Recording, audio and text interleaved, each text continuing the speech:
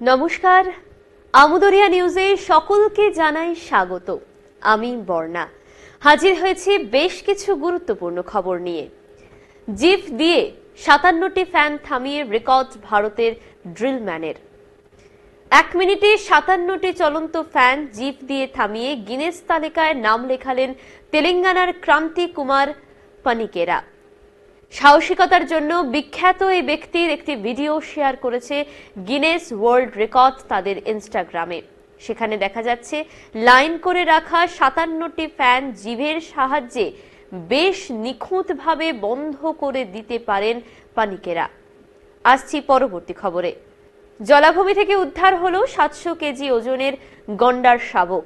এক গন্ডার শাবককে জলাভূমি থেকে তুলে এনে উদ্ধারকারীরা কাঁধে করে সরিয়ে নজির গড়ল। ৭০০ কেজি ওজনের এই শাবকটিকে কাঠের তক্তাতে শুইয়ে কাঁধে করে বয়ে নিয়ে যাওয়া হলো চিকিৎসার জন্য। বনকর্মীদের প্রশংসা করেছেন সকলেই। এই মুহূর্তের শেষ খবর, জ্বর কাশি রোগীর ভিড় বাড়ছে চীনে, জাপানেও সতর্কতা জারি। ইনফ্লুয়েঞ্জার মতো জ্বর, খুশখুশে কাশির প্রকোপ ক্রমশ বাড়ছে চীন ও জাপানে, যা কিনা হিউম্যান মেটা নিউমোভারাইসের HMPVর কারণে হচ্ছে বলেই সন্দেহ করছেন বিশেষজ্ঞরা। এটা ভীষণ ছোঁয়াচে বলে দুই দেশের বিশেষজ্ঞরা মনে করেছেন। ইতিমধ্যেই আক্রান্ত হয়েছে অনেকেই।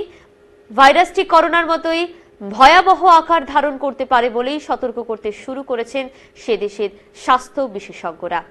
বিশেষজ্ঞদের একাংশের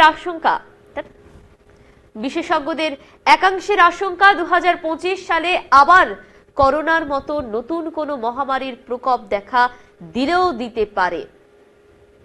বিশেষ করে HMV ভাইরাসের প্রাদুর্ভাব ভাবাচ্ছে বিশেষজ্ঞদের। এখন এই পর্যন্তই, পরবর্তীতে আবার ফিরব গুরুত্বপূর্ণ খবর নিয়ে। ধন্যবাদ।